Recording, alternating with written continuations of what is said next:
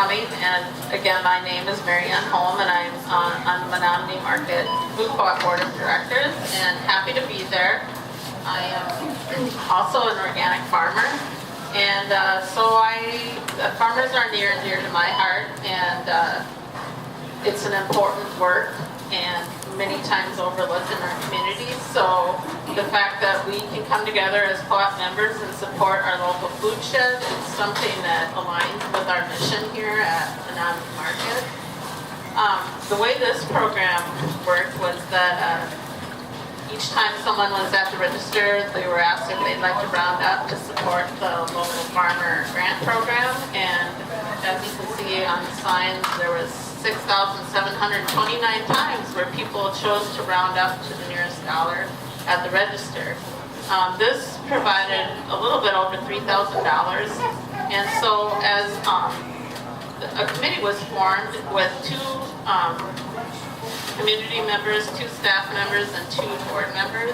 And we looked at applications from across the local food shed, and we had several exciting projects, and it was a fun day of discussion and looking at grant applications and trying to decide where could we best put the little pot of money that we had.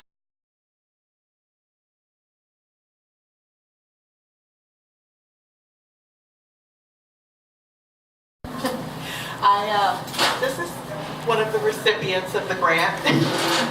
Which is you. Well, Not that picture. I think she's the real recipient. I have a goat dairy and creamery in Boyceville and make goat cheese. I'm a licensed cheesemaker. And I started out with 2 goats. I started out with 2 goats in 2012 and decided that making cheese was the best thing in the world, and then realized I lived in the only state that required a cheesemaker's license. And that took 3 years. So in 2015 I got that. In 2016 we opened Black Ross Farms Creamery LLC, and I have been so happy to introduce Chev and Feta, which I call salsa, into the community, and it's been pretty well received, and so far I've sold everything that I've made, but it's time to ramp it up. And this year I decided that the creamery needs to pay for itself, and to do that I have to make more cheese, which means I need more goats to produce more milk. And this is Power Puff, and she just arrived Sunday after a very circuitous route. And then I have another, I've also got a La Mancha. She is a miniature Nubian. And I chose that breed because they are very high in butter fat, yet they are easier to milk than the Nigerian dwarf, which is what they're bred from, with a full-size Nubian. And the cheese-to-milk ratio is really nice. And now I'm trying to add some La Manchas to the herd. They're the ones that don't have any ears, and they're a little bit bigger and give a little bit more milk, but comparable butter fat. So I'm really happy to be able to add both of these goats this year, and which gives me an extra 2 to 3 gallons of milk a day. And I think this is moving forward, and next year I hope to be milking 20 goats from the 12 that I'm milking right now.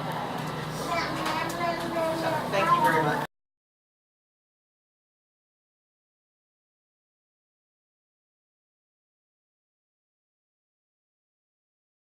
So much for having us and for giving the money.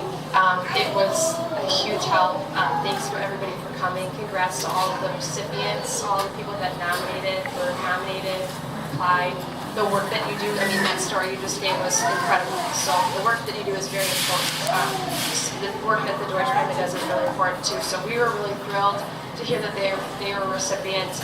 They really wanted to put together a new website, so we used the funds to put together an updated website.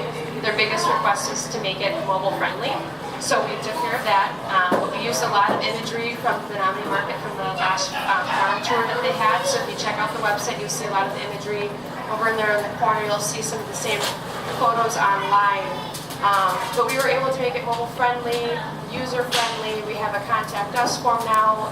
Allison does a lot of cooking, so we can share her recipes now and actually link. So if you go to their Facebook page or their Instagram, you'll see stuff linked there. So we can share more about the Deutsch family in a way more user-friendly, accessible way, and just tell their story. So it's kind of what we've done. We've got other things that we want to do with it and keep progressing their website to keep looking for them. They're very busy. They're not here tonight because they're just on the farm tonight. So thanks again for having me, and thanks so much for the funds. Thank you.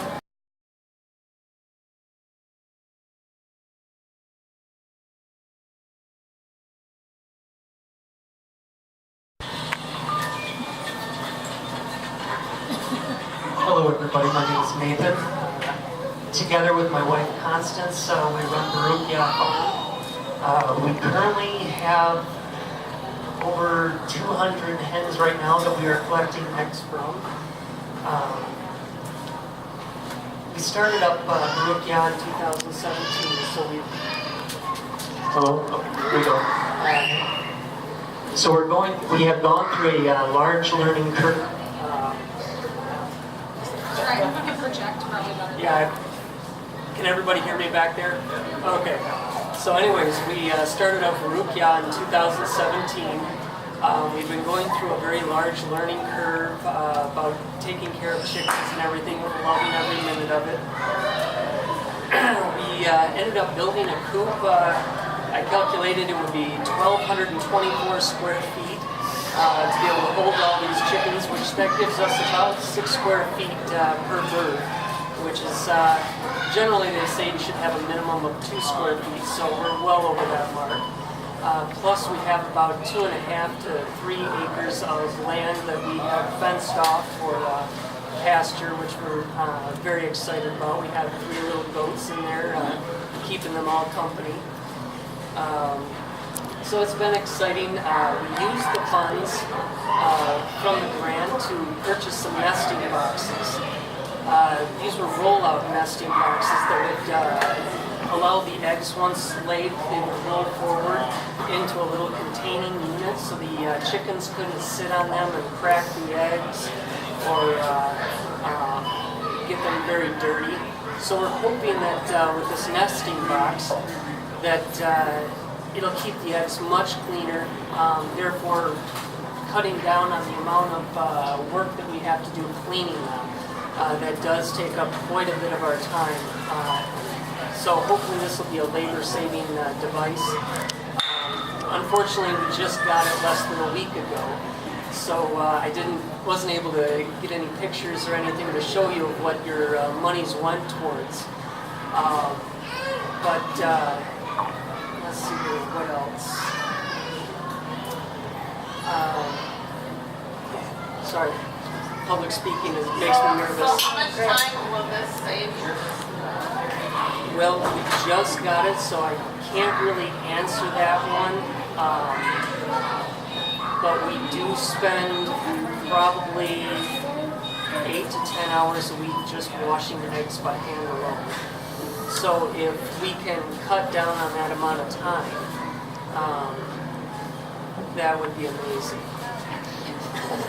Definitely give us a lot more time to get on out and actually taking care of the animals themselves.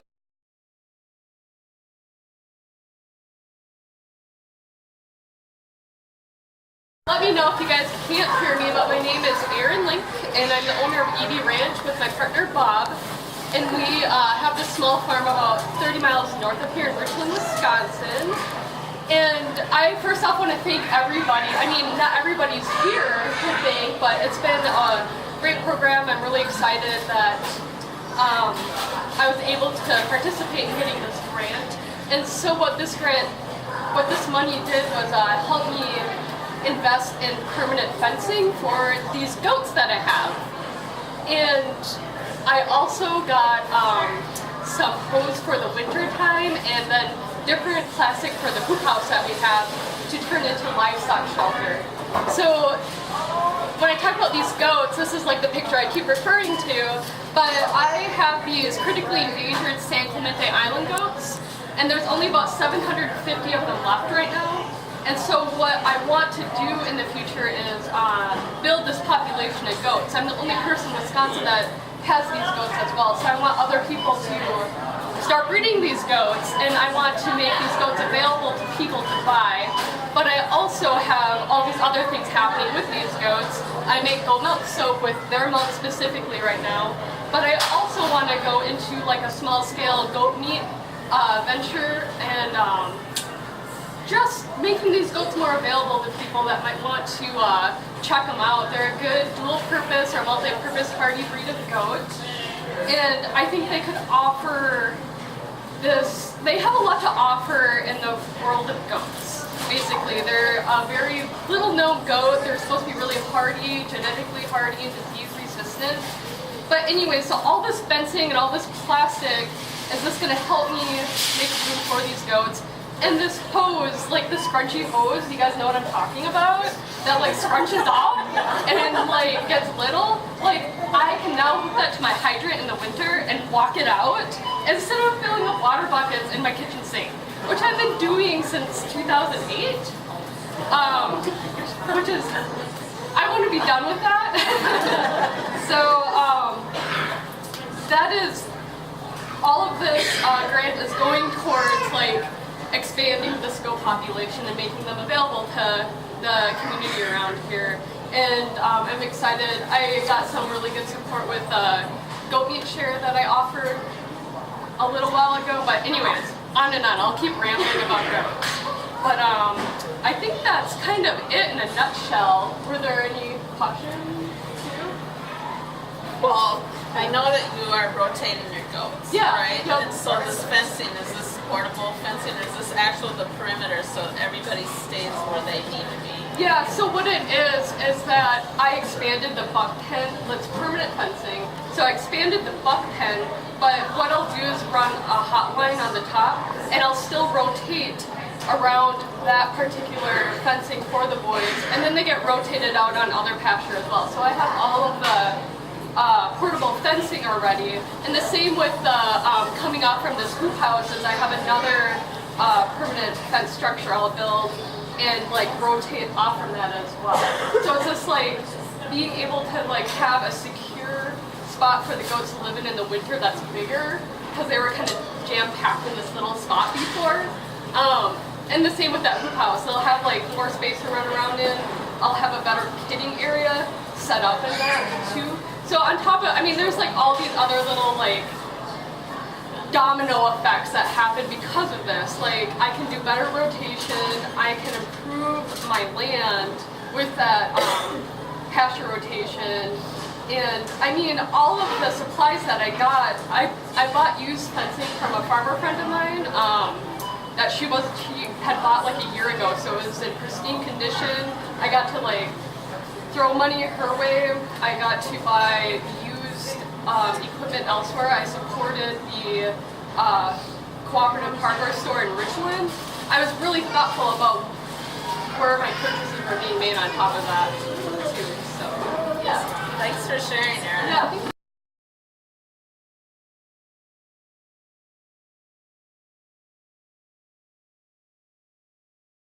Okay, I'm Rachel Henderson. This is Anton just talking at Very Dirty Face Farm near Downsville. Just when we had the sign up here, it was actually brought even closer to the co-op than it's at the Miles Market. We're only like 8 miles away. Really? Yeah. So we have, so our farm is primarily a mixed fruit organic orchard. We grow apples, pears, plums, currants, raspberries, gooseberries, some other things. And we market here at the co-op. We also offer CSA style food share. We have a lot of members sitting here right now. It's great. In the last 3 years, we've started adding livestock to our farm. And we have 2 goals with this. One is to have diversified source of income. So if we have a bad year where we get frost damage and there's a lot of fruit, it doesn't necessarily kill our pigs. So that's one way that it helps us. And the other way is to help kind of improve the biological system of our farm. So we have animals there to provide fertility, to help us with, in some cases, pest control, weed control, to kind of make it a more integrated system. So we have this, for the last 2 years, we've been raising a small number of pastured pigs, and we also raise poultry for ourselves, broiler chickens and egg layers that we rotate around our farm. And this year we decided we wanted to add lambs to that mix. And specifically with lambs, one thing we really wanted to achieve was weed control and kind of make them be our lawnmowers. We had gotten to the point where, and I say we, it's mostly Anton, was spending hours and hours and hours mowing in our orchard, which was starting to become unsustainable from a labor standpoint. And so to have, like I said, we had been raising the pigs for 2 years, we learned a lot about portable fencing and temporary fencing, and deciding to put ruminant into our orchard meant we knew we needed to really have fencing that would be easy to use and effective, which was not the case with the fence we had been using for our hogs. So we used our grant money to purchase these what are called smart fences. It's a portable electric fence that connects to our perimeter fence and allows us to create whatever kind of size and shape of paddock that we want, so that they can move into these strange spaces between the aisles of our trees and around our farm. They're easy to do. I can do it by myself. It's a one-person operation to set up and take down the fences. And so far, they have been effective. Yeah, you can talk about it. So just a couple details on it, because it's kind of different, is you don't, with like net fencing, you have like specific intervals where you have your posts. And that can be kind of a problem if you get to a point where you need to turn and there's no post there. Your posts are at defined places. And so with this, you can, it's like, there's 4 horizontal wires, and there's only one spool. The spool is kind of divided into 4 sections.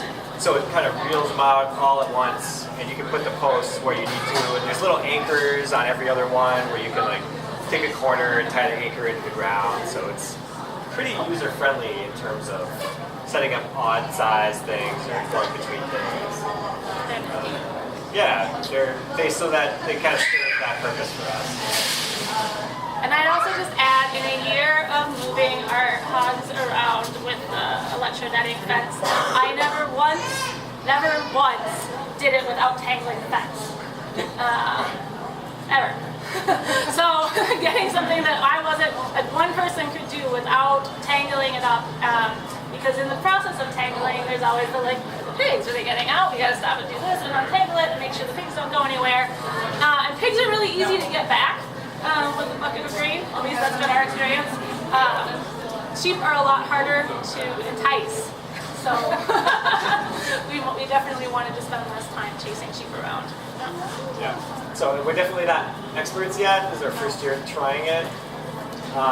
We need to do some things differently next year, like get our sheep a little earlier.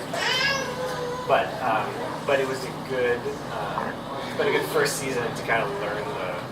So I think the fencing that we actually bought with the grant money is a good first step. Now we just need to get the sheep at the right time and put them in the right size trees and